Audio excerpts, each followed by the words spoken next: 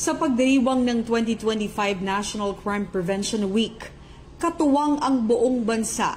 Ang Philippine National Police ay muling pinatibay ang kanilang paninindigan sa pagpapanatili ng kapayapaan at kaayusan sa pamayanan.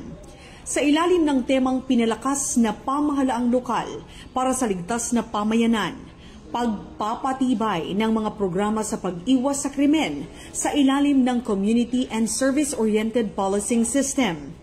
Binigyang diin ng PNP ang kahalagahan ng malakas na ugnayan sa pagitan ng mga lokal na pamahalaan at mga mamamayan. Ayon sa PNP, ang tagumpay ng kampanya laban sa krimen ay nakasalalay sa aktibong pakikilahok ng mga lokal na unit ng pamahalaan at ng mga komunidad.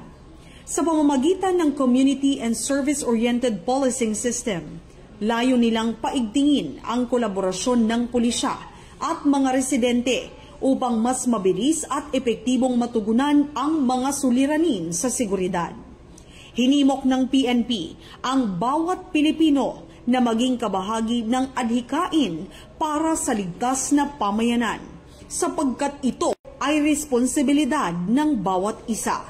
Sa sama-samang pagtutulungan, naniniwala ang ahensya na mas mapapalakas ang kultura ng malasakit, kooperasyon at pagkakaisa na magdadala sa ating bansa tungo sa isang bagong Pilipinas na ligtas at maunlad.